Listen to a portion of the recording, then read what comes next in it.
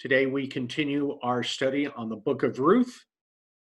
I am Pastor Mike Grobelch of St. John Lutheran Church in North Long Beach, and I'm leading the study. If you have any questions or would like to receive an outline of the study, please send me a DM on our Facebook page.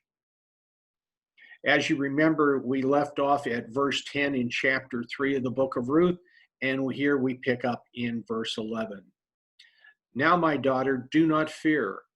I will do for you whatever you ask, for all my people in the city know that you are a woman of excellence. Now it is true I am a close relative.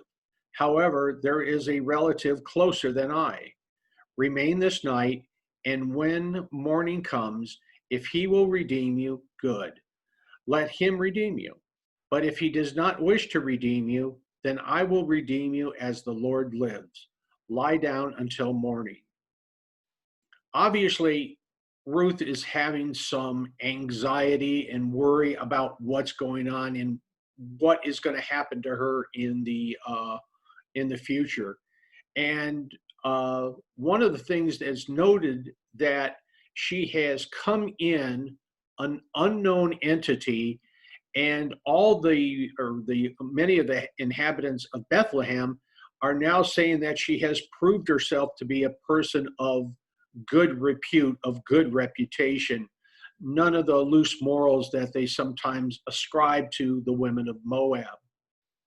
Now, Boaz says that there is a possible legal entanglement snare for his redeeming Naomi's property. And that is, there is a closer relative than he who has the right, if you will, of first refusal. It would be his responsibility to redeem the land and marry Ruth.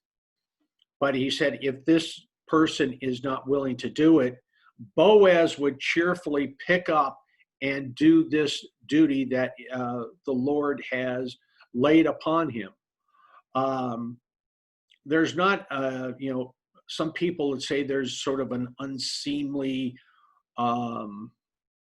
air or tone to this passage. Really, it's not. It's simplistic virtue in here that is shown.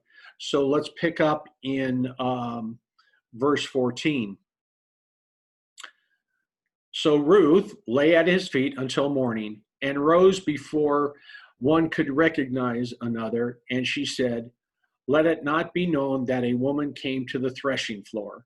And he said, give me the cloak that is on you and hold it.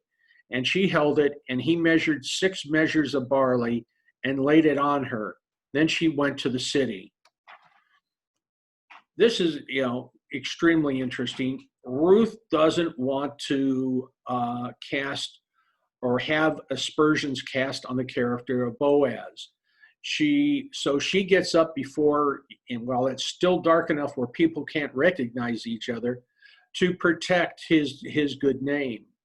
But it also protects Ruth's good name, because there's a potential that another relative, that nearer relative that we just spoke about, might claim her as his wife, and that would be scandalous. That would be something that would have a pall on their marriage. Now, one of the things that Boaz does as a measure of goodwill is that he has her open her cloak, and he gives her 6 measures of barley. This is a fairly large quantity, and it is a gift or a token of his goodwill on doing the duty that he is been laid to do. So he is both generous and he is looking out for her, even if another closer relative redeems her. So in verse 16 we read, when she came to her mother-in-law, she said, how did it go, my daughter? And she told her all that the man had done for her. She said, these 6 measures of barley he gave to me, for he said, do not go to your mother-in-law empty-handed. Then she said, Wait, my daughter, until you know how the matter turns out, for the man will not rest until he has settled it today. Now, it was an inquiry concerning the success of the venture, whether, Ruth had been successful in conveying to Boaz that he was the redeemer. Now, that sort of that bump in the road that we read about just a few minutes ago is that there was a nearer relative, which is interesting because Naomi wasn't aware of it, but Boaz was. And, he gives these 6 measures of barley, which, is fairly extravagant gift. And normally when people came to your house, you would send them away with a parting gift, to use the game show vernacular. And Boaz's gift of 6 measures of barley is very generous. This is the difference between life and death for those that do not have husbands or sons to care for them. But she also says that Boaz will settle this matter before the end of the day. And of all the virtues where we find in both him and in Ruth, we see purity, chastity, openness, generosity, and a strict regard for the rights of the neighbor are fruits of faith. Now, let's just take a minute and sort of go over these. Purity, chastity, openness or honesty, and generosity.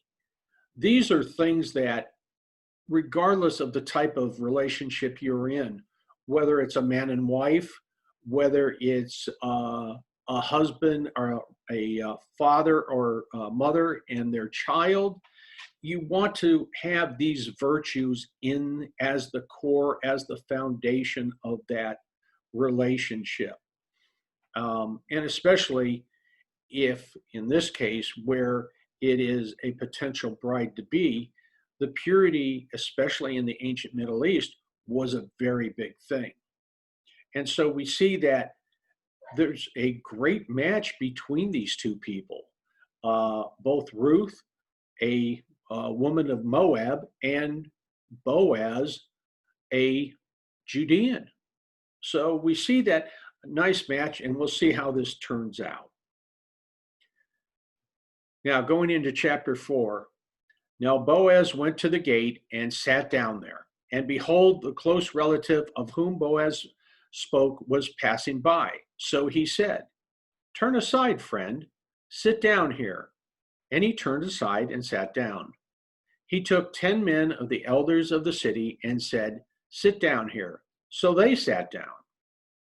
Now he said to the closest relative, "Naomi, who has come back from the land of Moab, had to sell the piece of land which belonged to our brother Elimelech."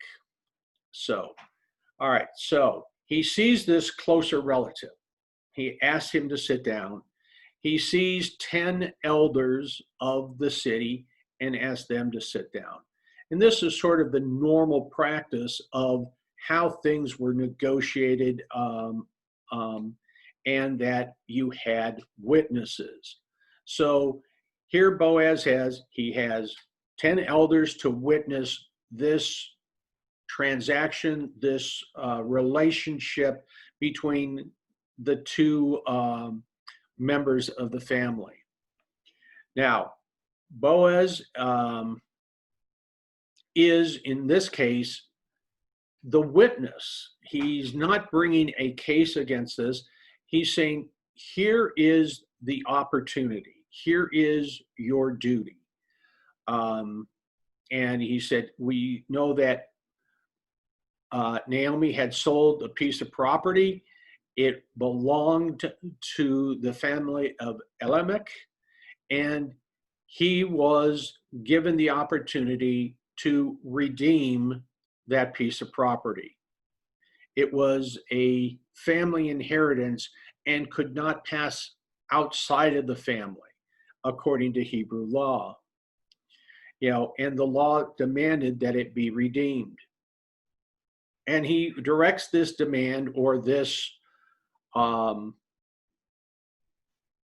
this duty to this blood relative on the basis that he would take over if the other relative was not willing to do it.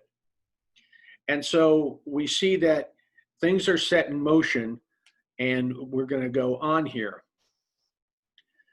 So I thought to inform you, saying, buy it before those who are sitting here and before the elders of my people. If you will redeem it, redeem it. But if not, tell me that I may know, for there is no one but you to redeem it, and I am after you. And he said, I will redeem it. Then Boaz said, on the day you buy the field from the hand of Naomi, you must also acquire Ruth the Moabitess, the widow of the deceased, in order to raise up a name of the deceased on his inheritance. Literally, Boaz is, in some respects, is painting this guy into a corner. He's saying, okay, now you have to buy the land and redeem it. That is your place. But we have a added component in here, is you also have to marry Ruth, because she was the wife of one of the sons, and you, as the kinsman redeemer, has to raise up children because the son is no longer alive.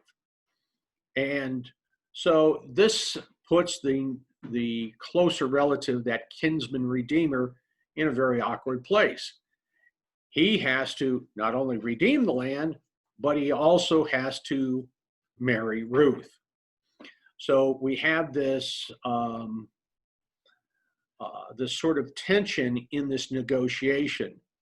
Now, the elders were there more or less to act as witnesses, that if the closer relative decided to step up and be the kinsman's redeemer, then he would, it would be notarized, if you will, by these 10 elders, and they would put the stamp of approval on it, and everybody would know that the duty of the kinsman redeemer had been fulfilled. Now, next week, we will continue in chapter 4. We'll begin in verse 6, and we'll finish up the chapter. After that, we're going to begin a study of a number of the Psalms. Now, we've already done a study on Psalm 51 and Psalm 23, which everybody knows. But we're going to pick 10 or 15 different Psalms throughout the first 50, and we will build a study around those. So until that time, I wish you God's peace, and I hope to see you again in a study. God bless and take care.